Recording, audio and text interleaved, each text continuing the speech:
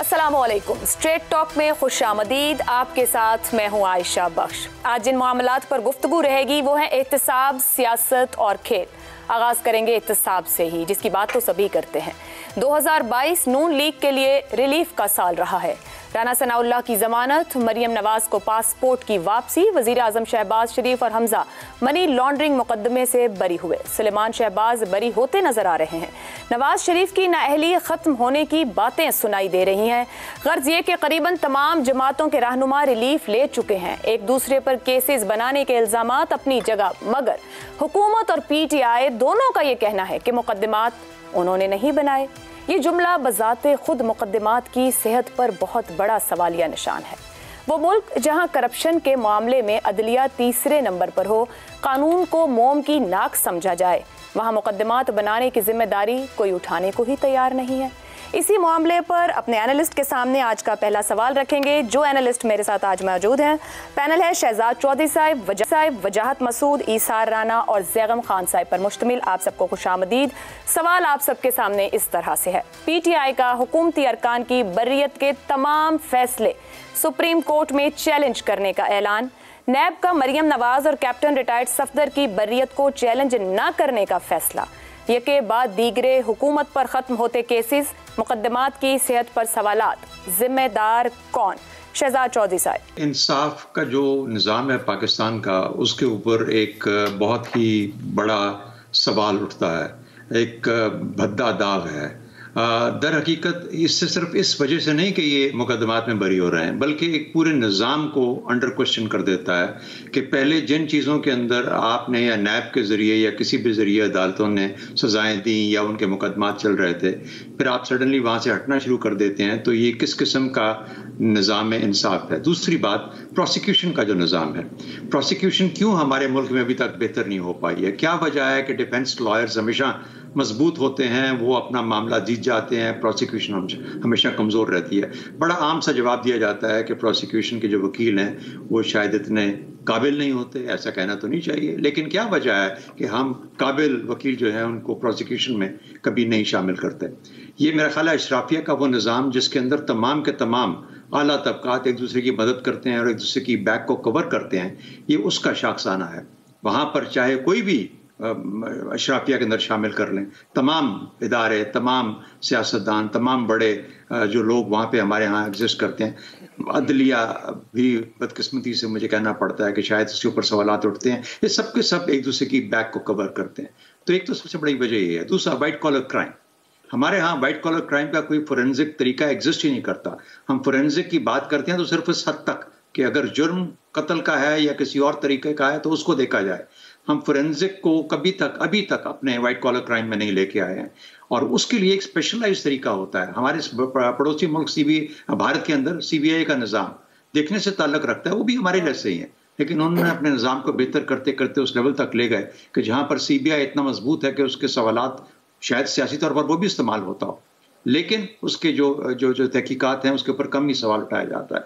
तो कहने का मतलब ये हुआ कि हमारे पूरे निज़ाम इंसाफ को इस वक्त कटहरे में खड़ा है। आपने खुद उसका जिक्र किया कि मैं करप्ट तो नहीं बोलूँगा, लेकिन जो लेवल ऑफ एफिशिएंसी है, जो लेवल ऑफ परफॉर्मेंस है, जो उसकी पायदारी है इंसाफ के निज़ाम की, जिस मुआशरे से इंसाफ उठ जाए, जिस मुआशरे से, वो मुआशरा तितर बितर होना शुरू हो जाता है। हम उस निज़ाम पे शहजाद साहब, कतई कलामी की माजरत, नैब तरामीम सुप्रीम कोर्ट में है, अगर वहां पर कोई फैसला ऐसा आ जाता है, उन तरामीम को चैलेंज किया हुआ है PTI की तरफ से इमरान खान साहब ने, तो फिर क्या ये जो आज सारे धड़ाधड़ मामलात जिनके क्वेश्चन कर रहे हैं, खत्म हो रहे हैं, ये फिर कहाँ खड़े होंगे? आपने अभी ये भी कह दिया खुद ही कि व्हाइट कॉलर क्राइम की कोई वही नहीं, तो फिर नैब जैसे इदारे का मकसद, अगर वहां ट्रेंड और इक्विप्ड लोग ही मौजूद नहीं है हैंडल करने को ऐसे इशूज?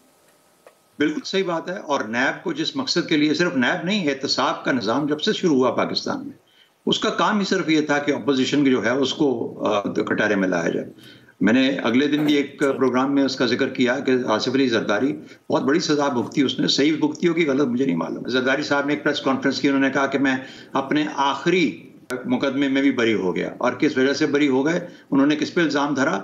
उन्होंने किसी इस्टेब्लिशमेंट पे नहीं इल्ज़ाम धरा, उससे पहले का जो निज़ाम था एहतसाब का, उसकी तरफ जिक्र कर रहे थे कि मुझे जिन मुकदमात में उलझाया गया आज मैं वहां से भी बरी हो गया। तो कहने का मतलब ये है कि ये तारीख पुरानी है, जहां पर 90 की पूरी दिहाई इसकी मुंह बोलती तस्वीर है कि किस तरीके से एक दूसरे को निशाना बनाया गया सियासी तौर पर। मेरा ख्याल है सियासतदान जब तक ये नहीं समझेंगे ना कि माशरे की तश्कील जो है वो उनका असल और बुनियादी अमल है, और उसके लिए इंसाफ का क्या जगह है, उनके अपने लिए इंसाफ लागू होना कितना जरूरी है, जो कानून का अमलदारी है वो सब पे किस तरह आनी चाहिए। मेरा ख्याल जब तक ये मामला हमारी समझ में नहीं आएंगे और मुक़्तदरात और उन लोगों पे जो कि ताकत रखते हैं हमारे मुल्क के अंदर, जिसमें सियासतदान अव्वलीन है और उसके बाद फिर बाकी सब लोग आते हैं, मेरा ख्याल उनको समझना बहुत लाजमी है। नैब को इस्तेमाल किया गया, गलत इस्तेमाल किया गया, इसीलिए आज आप इन तमाम मुश्किलात में घिरे हुए हैं। अब जो सच्चे हैं, जो सही मुकदमात थे, अब वो भी इनके साथ मिट जाएंगे।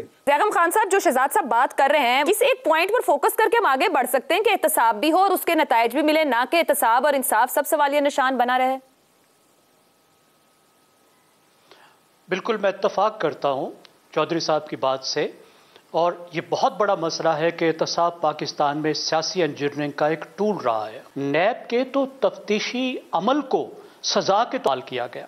नैब के अंदर ये जो क्लास थी कि 6 महीने तक किसी को जमानत नहीं मिलेगी, तो किसी को इंक्वायरी की स्टेज पर, किसी को इन्वेस्टिगेशन की स्टेज पर पकड़ा गया और उनको जेलों में बंद किया गया, बदतरीन हालात में रखा गया, और बाज़-औक़ात नैब केस भी फ्रेम नहीं कर सकी, यानी केस भी फ्रेम करके वो अदालत में नहीं पेश कर सकी और ये लोग बंद रहे। फिर जब अदालत में केस आए तो आप देखिए कि जब आला अदालतों में ये केसेस गए तो क्या हुआ, कितने लोगों को सजा हुई। बिल्कुल सही ज़ैगम साहब, और जो सवालात आपने जाते रहते छोड़े हैं, ब्रेक लेते हैं, ब्रेक से वापस आएंगे तो वजाहत राना साहब से यही सवाल रखेंगे कि 4 साल वाले मामला तो हम पिछले 4 माह में भी देख रहे हैं, तो फिर बदल क्यों नहीं कुछ भी रहा। स्ट्रेट टॉक में एक बार फिर खुशामदीद कहेंगे। गुफ्तगू का सिलसिला आगे बढ़ाते हैं। बात हो रही थी एहतसाब की, नीयत से भी इसको जोड़ा गया है, मामलात, इदारों, सियासतदानों सबकी जिम्मेदारियां हैं वजाहत साहब। लेकिन सिर्फ अगर हालिया माजी करीब की बात कर ली जाए, 4 साल के मामलात हमारी आंखों के सामने ऐसे हो गए जैसे कुछ हुआ ही नहीं। 4 माह के अंदर फिर ऐसे मुकदमात पॉलिटिकल लीडरशिप पर मौजूद हैं, फिर उनका मुस्तकबिल क्या रहेगा और जिम्मेदार कौन होगा? उनका मुस्तकबिल वही होगा जो बलूचिस्तान में जब ये कहा गया कि आज़म सफ़ाती साहब के खिलाफ मज़ीद मुकदमात नहीं बनाए जाएं, तो उन्हें उठा के सिंध ले गए। देखिए, मैं आपसे अर्ज़ करूं, जो PTI का ये फैसला है कि वो बरीयत के ख़िलाफ़ जो है वो कोर्ट में जाएगी, कैसे जाएगी भाई, वो तो फ्री ही नहीं। ये मामला ये तो सरकार बनाम मुल्ज़मान था, नैब का जहाँ तक ताल्लुक है, तो PTI और मुल्ज़िम खुद सरकार बन गए जी। अब ये तो सियासत की कोशिश है ना, लेकिन PTI बाहर से तो उसमें फ्री तो नहीं है। एक दूसरी बात मैं आपसे अर्ज करूं कि जो पॉपुलिस्ट पॉलिटिक्स होती है ना, वो अपने पे नहीं बारे में बात नहीं करती, अपना रोड मैप नहीं दिया करती, वो हमेशा दूसरे को गलत कहने की सियासत होती है। ये डेफिनेशन है पॉपुलिस्ट पॉलिटिक्स की। अनफॉर्चुनेटली इमरान खान साहब यही सियासत कर रहे हैं। एक मैं आपसे और बात अर्ज करूँ, सियासत मईशत को आगे बढ़ाने का, आवाम के मियार ज़िंदगी को बेहतर बनाने का नाम है। उसका मौका जो है वो इंतखाबात में मिलता है। ये जो हमने अपनी सियासत को कम से कम 65-66 बरस से जो है वो एहतसाब नामी एक इसमें आज़म के गिर्द घुमा रखा है, ये गलत है। इससे सियासत आगे नहीं बढ़ती, इससे इंतकाम दर इंतकाम और नाइंसाफ़ी दर नाइंसाफ़ी का रास्ता खुलता है। एक बात मैं आपसे और अर्ज़ करूं कि अब उस नैब के बनाए हुए मुकदमात पे, बरीयत पे इमरान खान साहब सवाल उठाना चाहते हैं, जिसके बारे में वो ख़ुद फरमा चुके हैं कि नैब को मैं कंट्रोल नहीं कर रहा था। तो अगर आप नैब को कंट्रोल नहीं कर रहे थे तो फिर आप किस खुशी में जो है उस नैब के बनाए हुए मुकदमात के बारे में कोर्ट में जाना चाहते हैं जो आपने बनाया ही नहीं, जो आपके बकौल आप उसे कंट्रोल नहीं कर रहे थे। एक आखिरी जुमला वो आपने गुफ्तगू में फरमाया कि पाकिस्तानी अदलिया जो है उसके बारे में जो दर्जाबंदी की गई है वो 30 नंबर पे है। मैं बहुत एहतियात से सिर्फ ये अर्ज़ करूँगा कि वो और तरह की करप्शन है। हमारी अदलिया को एक से ज़्यादा तरह की करप्शन जो है ना वो लाहक है। Valid point. आपकी तरफ आऊंगी मैं। इसार राना साहब, ये जितनी गुफ्तगू हो रही है इसके अंदर एक दूसरे पर मामला जरूर रखे जा रहे हैं। अभी जो वजाहत साहब ने बात किया, इमरान खान साहब ये कह रहे हैं कि इंसाफ ना होना मईशत की कमजोरी की वजह है, जो आजकल वो भी मईशत पर बहुत बात कर रहे हैं। क्या कहेंगे इस पर? देखें, जो पाकिस्तान का निज़ाम इंसाफ है ना, कहते हैं ना इंसाफ अंधा होता है, और ये वाहिद अंधा है जो रेवड़ियाँ अपनों में बांटता है। ये कभी भी किसी ताकतवर के खिलाफ कभी भी 1947 से लेके अब तक आप देख लें, जिस एहतसाब की आप बात कर रहे हैं इसमें किसी सियासतदान को तो कोई नुकसान नहीं पहुंचा, सारे बाहर आ गए। लेकिन कितना अनफॉर्चुनेट लम्हा था जब एक यूनिवर्सिटी के चांसलर को, वाइस चांसलर को हथकड़ियाँ बांध के आपने बेड के साथ बांध दिया और फिर वो इस सदमे में इंतकाल कर गए। एक माहिर तालीम, एक उस्ताद के साथ आपने एहतसाब के नाम पे ये किया, और जिनके लिए ये सारे ड्रामे हो रहे थे उनका तो कोई बाल भी नहीं बीका कर सका।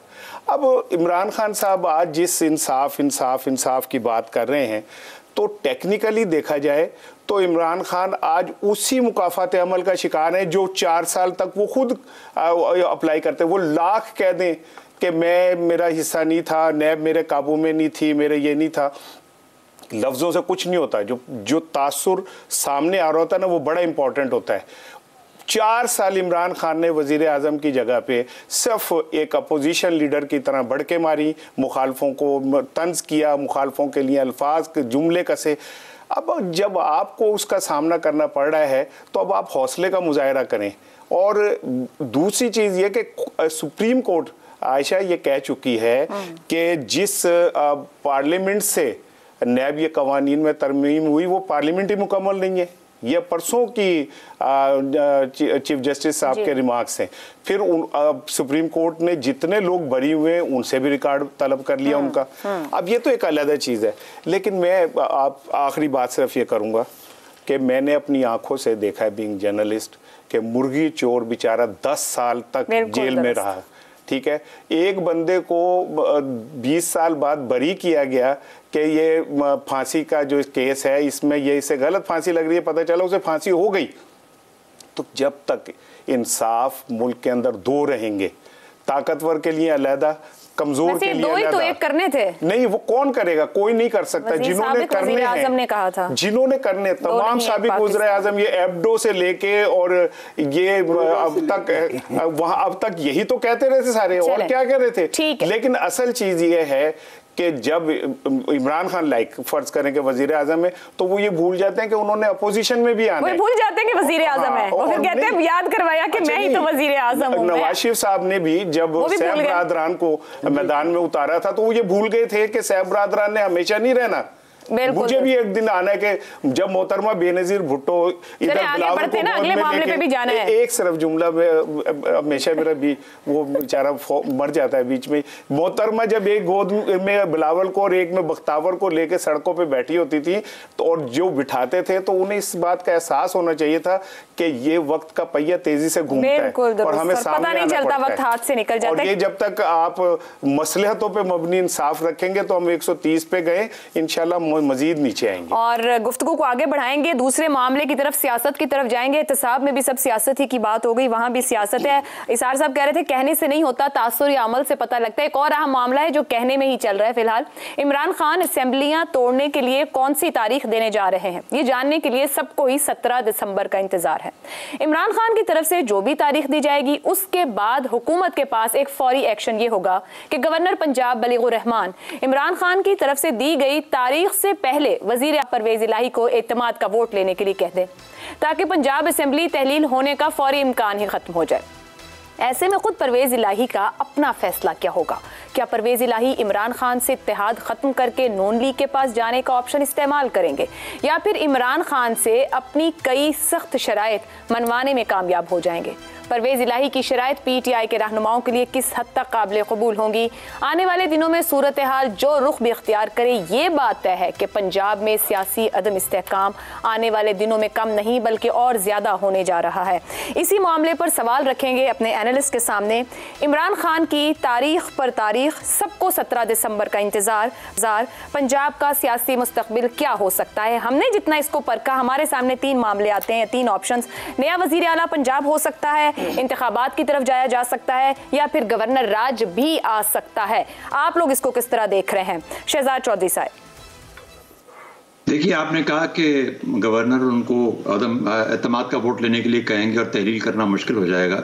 तहलील भले ना हो, लेकिन क्या ये मुमकिन है कि पीटीआई वाले अपनी सीटें मुकम्मल तौर पर रिजाइन कर दें, सब जिस तरीके से कौमी असम्बली में हुआ, और परवेज़ इलाही अपनी जो अक्सरियत है वो खो दें? अगला सवाल ये पैदा होता है, क्या परवेज इलाही उसके बाद भी वज़ीर आला रह सकते हैं? अच्छा, अगर तो ये मामला हुआ जिस तरीके से PMLN या जिस तरह आपने सवाल उठाया, जिस तरह PMLN सोच रही है कि गवर्नर के थ्रू ये अमल किया जाए, उस सूरत में मेरा ख्याल है कि जो वज़ीर आला है वो तब्दील हो जाएगा और फिर PMLN प्लेट में नहीं डाल के देगी परवेज इलाही को वज़ारत आला। लेकिन एक और काम हो सकता है कि परवेज इलाही खुद ही छोड़ के किसी और के साथ मिल जाए, और अगर ये हो गया तो फिर परवेज इलाही ही वज़ीर आला हो सकते हैं और किसी और की तरफ से हो सकते हैं। तो ये दो सिनेरियोज नजर आते हैं। लेकिन मैं एक चीज आपके सवाल के जवाब में क्लियरली कहना चाहता हूं कि इंतखाबात आखिरी लेवल होगा इस प्रोसेस का, उससे पहले बहुत तगड़ी सियासत खेली जाएगी, गवर्नर का रोल आएगा और उसके बाद फिर इंतखाबात तक बात जा पहुंचेगी। हो सकता है कि वो टाइम फ्रेम वही अप्रैल और मई का चला जाए जो कि चौधरी परवेज इलाही साहब काफी अरसे से जिसका जिक्र कर रहे हैं। तो ये सिनेरियोज इस तरीके से प्ले आउट हो सकते हैं वहां पे। Let's see. पहली बात है, अभी तो पहला कदम नहीं उठाया गया कि वो डिसाइड किया जाए कि 23 दिसंबर को तहलील करने का ऐलान फरमाएंगे। वो होता है या नहीं होता, ये भी ब्लैकमेलिंग का तरीका है आगे बात ले जाने का कि शायद मुझसे कोई बात कर ले। का तरीका है। शहजाद साहब कुछ और कमेंट करना चाहें तो ब्रेक के बाद लेती हूँ, एक ब्रेक का वक्त होगी। प्रोग्राम में गुफ्तगू का सिलसिला आगे बढ़ाएंगे। ज़ैगम साहब आपकी जानिब आऊंगी, आप क्या समझ रहे हैं पंजाब का सियासी मुस्तकबिल क्या हो सकता है 17 दिसंबर के बाद? मेरे ख्याल में बेयकीनी अभी चलेगी। 8 माह तक हमने इमरान खान साहब के धरने का इंतज़ार किया, तो 8 महीने तक हम असम्बलियों की डिसोल्यूशन का इंतज़ार भी कर सकते हैं। 26 नवंबर को इमरान खान साहब की जो मूवमेंट है उसका जो पहला फेज़ था वो कंप्लीट हुआ, जिसमें वो पब्लिक मोबिलाइजेशन के ज़रिए से 2 चीज़ें हासिल करना चाह रहे थे। एक तो ये कि अपने मर्जी का आर्मी चीफ लगवाएं, अगर वो नहीं कर सकते तो जो आर्मी चीफ उनको नापसंद है या जनरल उनको नापसंद है उसके खिलाफ वो वीटो करें। दूसरा उनका मकसद ये था कि हुकूमत को फोर्स आउट करें, वो हुकूमत से बाहर निकालें और इलेक्शन का रास्ता हमवार करें। ये दोनों चीज़ें तो वो नहीं कर सके। अब मेरे ख्याल में जो उनकी प्लान बी है वो ज़्यादा आइन के मुताबिक है। आइन वज़राए आला को इख्तियार देता है कि वो असम्बलियों को डिज़ोल्व करके इलेक्शन कॉल कर सकते हैं, ये उनका आईनी हक है। ये बिल्कुल इसी तरह का हक है जिस तरह के वज़ीर आज़म को ये हक हासिल है कि वो असम्बलियों को डिज़ोल्व करने से इनकार कर दें और वो ये इसरार करें कि असम्बलियां अपने वक्त पर इख्तिताम को पहुंचेंगी और इलेक्शन अपने वक्त पर ही होगा। अब उन्होंने 17 दिसंबर की जो डेट दी है, क्या इस डेट को जो वो अनाउंसमेंट करेंगे वो फौरी डिसोल्यूशन के लिए होगी? ज़ाहिर है 17 दिसंबर को वो ये तो नहीं कहने जा रहे कि हम 18 दिसंबर को डिज़ोल्व करेंगे। वो एक अगली डेट देंगे, एक मज़ीद टाइम गेन करेंगे, जिसका मकसद ये लगता है कि इस हुकूमत पर दबाव डाला जाए। लेकिन अगर वो फैसला कर लेते हैं कि वज़राए आला इस्तीफ़ा दें, तो वज़राए आला जो हैं वो असम्बलियों को डिज़ोल्व करें और इलेक्शन कॉल करें, तो सूरत में वफाकी हुकूमत के पास कोई बहुत ज़्यादा रास्ते नहीं बच जाते। वो वोट ऑफ नो कॉन्फिडेंस ला सकते हैं, लेकिन उसके लिए चंद दिन है उनके पास। वोट ऑफ कॉन्फिडेंस गवर्नर कह सकता है, जिसमें थोड़ा सा ज़रा मैनूवर करने की गुंजाइश वफाकी हुकूमत के पास, PDM के पास ज़्यादा होती है, लेकिन बहुत ज़्यादा टाइम नहीं निकलेगा।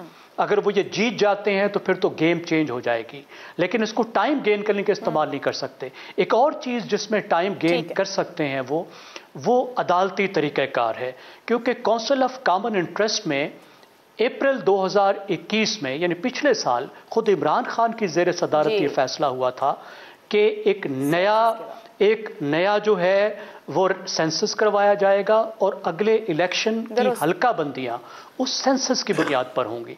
ये चीज़ कोई अदालत में ले जा सकता है और फिर इसको लंबा किया जा सकता है। लेकिन अहम बात यह है कि सब हालात में क्या हमारी सियासी जमातों की माशी आजमाए जा रहे हैं, लेकिन क्या किसी की इस वक्त के माशी बहरान पर भी नजर है? ठीक है ज़ैगम साहब, मैं गुफ्तगू को थोड़ा आगे लेके चलूंगी, टाइम भी हमारे पास कम हो रहा है। इसार साहब, आपके ख्याल में जो एक तो तारीख नहीं दी जा रही है, तारीख पे तारीख दी जा रही है, इमरान खान साहब चाह रहे हैं कि मुझे रोको, मैं ना ही करूं तहलील असेंबलियां, या अगले 5 दिन में कर देंगे? देखिए, इमरान खान को जो इस वक्त जो चैलेंज दरपेश है ना, वो इंतखाबात से ज़्यादा अपनी गिरफ्तारी और नाअहली का चैलेंज दरपेश है। आप ये भूल जाएं कि इलेक्शन के लिए वो ये सारा कुछ कर रहे हैं। ये इतना जो मोमेंटम क्रिएट किया है, प्रेशर क्रिएट किया है वो इंतखाबात के लिए नहीं है, मैं नहीं समझता।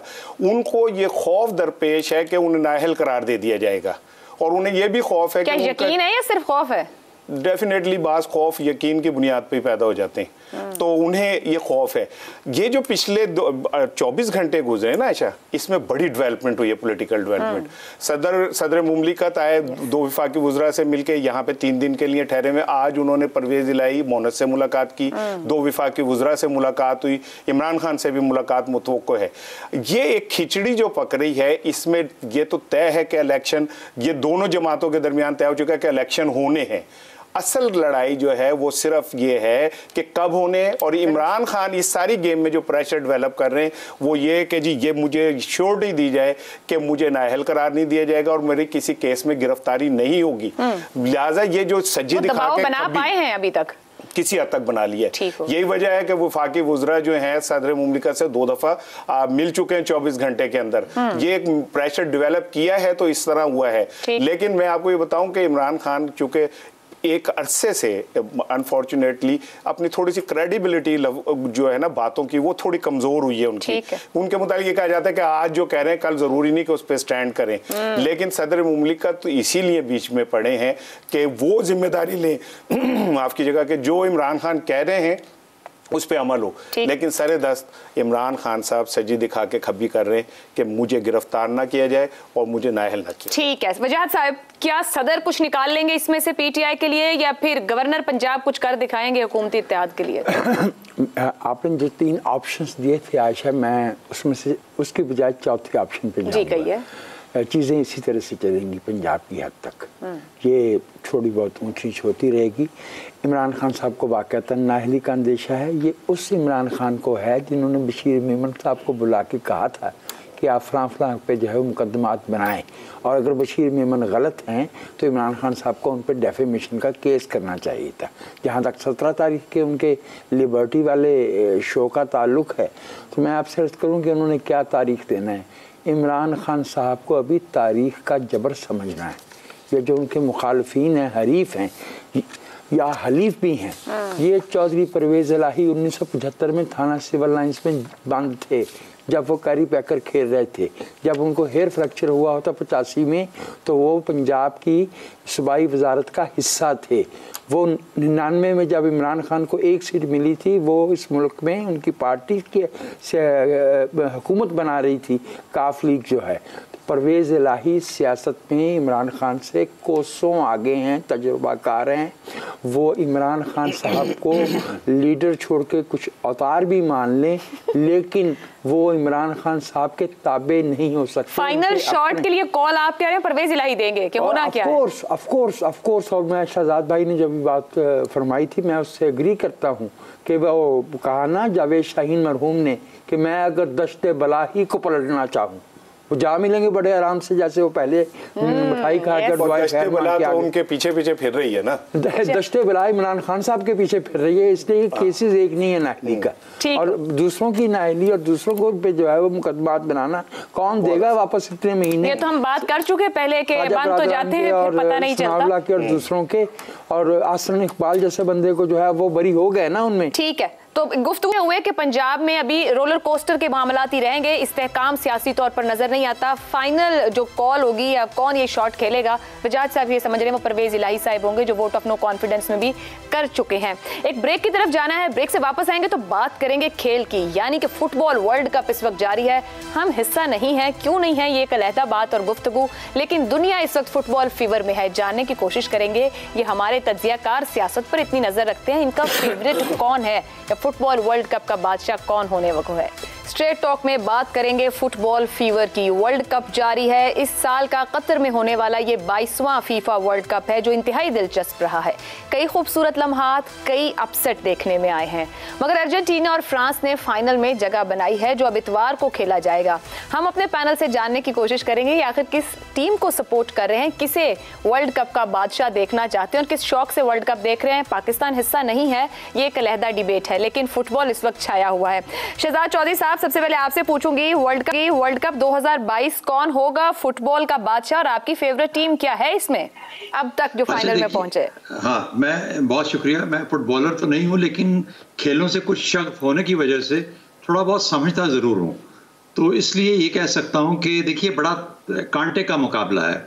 मुकाबला कांटे का किस तरीके से है? एक तरफ फ्लेयर है, एक तरफ ब्रिलियंस है, यानी फ्लेयर, ब्रिलियंस, टैलेंट और फिर स्ट्रैटेजी भी उनके अंदर शामिल है। अर्जेंटीना की बात कर रहा हूँ। फ्रांस एक बिल्कुल स्ट्रक्चर्ड सॉलिड डिफेंस और सॉलिड मूव्स के साथ गेम खेलता है। वो ऑर्गेनाइज्ड हैं, वो डिसिप्लिन्ड है, उनका यूरोपियन खेलने का अंदाज है खेलने का। ये लैटिन अमेरिकन बेहतरीन गेम खेलने वाले मेसी जैसे खिलाड़ी। तो अगर आप कहें तो थोड़ा सा सियासत से मुवाजना कीजिए पाकिस्तान की सियासत से। एक तरफ स्ट्रक्चर होना चाहिए, डिसिप्लिन होना चाहिए, आपकी तंजीम साजी होनी चाहिए, फिर उसके बाद आप ग्रास रूट से ऊपर तक अपने निज़ाम को लेके चलें और सिर्फ या प्लेयर के ऊपर अपना बंदोबस्त रखें। अगर आप प्लेयर के ऊपर रखेंगे और इस निज़ाम को क्रिएट नहीं करेंगे तो फिर आप कभी भी जीत नहीं सकते इस गेम में, जो कि फाइनल होने वाला है। मुझे ये लगता है कि अर्जेंटीना एक खुले दिल के साथ खेलने वाले लोग मेसी की फ्लेयर और ब्रिलियंस के साथ, मेरा ख्याल है वो स्ट्रेटेजी को शामिल करते हुए शायद एक कदम आगे ले लेंगे। लेकिन इसका ये मतलब नहीं है कि तंजीम की जरूरत नहीं होती। Defence, solid defence, pack defence की और एक स्ट्रक्चर्ड तरीके से खेलने की जरूरत नहीं होती। वो एक बहुत बेहतरीन तरीका है। उसमें कभी कभार आपका दिल रुक जाता है और आपको दिमाग जो है उतना खुल के खेल नहीं पाता। तो मुझे लगता है कि फ्रांस थोड़ा सा हल्का रहेगा और अर्जेंटीना जीत जाएगा। स्टूडियो में ईसा साहब, आपके ख्याल में किसके पास जाएगा वर्ल्ड कप? देखें जी, ये जो मुकाबला है ना, ये हैगा ह्यूगो लोरेस और मेसी के दरमियान। अच्छा। दो कप्तानों के दरमियान। और जो अभी चोई साहब ने बात की, अर्जेंटीना डिपेंड करती है मेसी के ऊपर, एक प्लेयर के ऊपर, जबकि जो फ्रांस की टीम है ये कॉम्पैक्ट यूनिट के तौर पे खेलती है। लेकिन इनके अंदर भी जो ग्रांसमैन लड़का है बड़ा शार्प है, उसकी ड्रिबलिंग, उसकी डॉजिंग, बॉडी डॉज बहुत ज़बरदस्त है। तो मैं ये समझता हूँ कि फ्रांस एक कॉम्पैक्ट टीम के तौर पे चूँकि आगे आ रही है, तो अगर उन्होंने मेसी को ब्लॉक कर दिया, मेसी के ऊपर अच्छा लड़का लगा दिया जो मेसी को मुसलसल जो है वो उसका पीछा करे, तो मुझे ये लगता है कि फ्रांस ये जीत सकता है। हालांकि मेरा दिल जो है वो मेसी के साथ धड़कता है, लेकिन मैं अगर ओवरऑल देखूं तो फ्रांस की टीम चूँकि कॉम्पैक्ट यूनिट के तौर पे खेलती है, इंडिविजुअल के तौर पे नहीं खेलती, इसलिए उनकी मूव्स भी बड़ी साइंटिफिक होती हैं। तो मुझे ऐसा लगता है ग्रांसमैन है, उनको ह्यूगो है, एम्पाले, बड़े ये तेज़ शार्प भागने वाले लोग हैं। तो मुझे लगता है कि अगर ये मेसी को ब्लॉक कर गए तो कप एक बार फिर फ्रांस का ही है। नहीं जी, इज़हार साहब का दिल जो है मेसी के साथ है, अर्जेंटीना के साथ, तो दिमाग जो है फ्रांस के साथ है। तो विजात साहब, ये तो विकेट के दोनों तरफ है, आप किस तरफ हैं? एक तो मैं आपसे ये अर्ज करूँ कि मुझे इस बात की बेहद खुशी है कि जो 20वीं सेंचुरी है उसने सारी दुनिया को एक इतना बड़ा इवेंट दिया है जो दुनिया को एक कर देता है, फीफा वर्ल्ड कप। मेरे ख्याल में मेरा दिल और दिमाग दोनों अर्जेंटीना के साथ है। अर्जेंटीना के साथ है आपके, तो 2 पॉइंट्स हमारे पास है। अगरचे फाइनल है, कुछ भी मुमकिन है, और एक किक की बात होती है ना, एक गलती की बात होती है, एक frozen second of the brain, तो कुछ भी हो सकता है। But still I would say Argentina has an edge. एक जुमला अगर जी कहिए ज़ैगम साहब, अभी तक हमारे साथ मैं ये समझता हूँ कि ये वर्ल्ड कप ट्रॉफी कोई भी उठाए, लेकिन जो कल्चर की ट्रॉफी है वो कुवैत ले गया। उसने दुनिया को साबित कर दिया कि अगर हम कोई भी कौम अपने नॉर्म्स और अपनी अखलाकियात पे खड़ी होना तो उसे दुनिया की कोई ताकत नहीं हिला सकती। कुवैत ने साबित किया, कतर ने साबित किया कि उसने अपने हयूदो के ऊद में रह के एक वर्ल्ड कप कराया और बड़ा कामयाब कराया। दुनिया में इससे ज्यादा कामयाब वर्ल्ड कप आज तक नहीं हुआ, इससे ज्यादा कामयाब नहीं हुआ। जी ज़ैगम साहब, कौन सी टीम को सपोर्ट कर रहे हैं, या आप चाहते हैं कि उसे फुटबॉल वर्ल्ड कप का विनर होना चाहिए? नहीं, मैं तो हमेशा कमज़ोर को सपोर्ट करता हूं और एक तरक्की पजीर मुल्क का शहरी होने के नाते एक तरक्की पजीर मुल्क को सपोर्ट करूंगा। तो मेरी जो हिमायत है वो तो अर्जेंटीना के साथ है और फिर फुटबॉल के खेल के साथ है। देखिए क्या कमाल का खेल है कि जिसमें सिर्फ एक खुला मैदान चाहिए और एक फुटबॉल चाहिए और इसके अलावा कुछ नहीं चाहिए। यानी ये दुनिया का एक अवामी खेल है जो सब जगह खेला जा सकता है, सारी दुनिया में खेला जाता है मुझे खुशी होगी कि अगर पाकिस्तान में भी इसको प्रमोट किया जाए और इन बड़े मैचेस में सिर्फ पाकिस्तान की गेंद ना जाए बल्कि पाकिस्तान के खिलाड़ी भी जाएं। बिल्कुल ठीक है जी। फीफा वर्ल्ड कप की हम बात कर रहे हैं। 200 अरब डॉलर से ज्यादा कतर ने खर्च किए। महंगा तरीन फुटबॉल का वर्ल्ड कप रहा है और इसकी एक और खास बात यह रही कि सेमीफाइनल तक मराकश पहुंचा था, जो पहली अरब अफ्रीकी टीम है जो यहां तक का सफर तय कर गई। और हमारे इस पैनल ने जो वोट दिए हैं, 3 वोट गए हैं अर्जेंटीना की तरफ और इसार राना साहब का वोट एक्चुअली वो दोनों तरफ ही है, तो आप जहां दिल चाहे काउंट कर लें। फ्रांस, आपका दिल वहां था असल में, मैंने कहा दोनों तरफ। तो देखना यह है कि इतवार को होने वाला ये फाइनल वर्ल्ड कप 2022 फीफा कौन सी टीम लेके जाती है। स्ट्रेट टॉक में ये अर्जेंटीना को दे दिया गया है। आप अपना फीडबैक हमें भेज सकते हैं हमारे सोशल मीडिया प्लेटफॉर्म्स पर, ट्विटर के जरिए, फेसबुक और यूट्यूब के जरिए, और अपने सवाल अगर आप कोई पैनल से रखना चाहें तो वो भी हमारे लिए पोस्ट कर सकते हैं। मुझे इजाजत दीजिए, अल्लाह हाफ़िज़।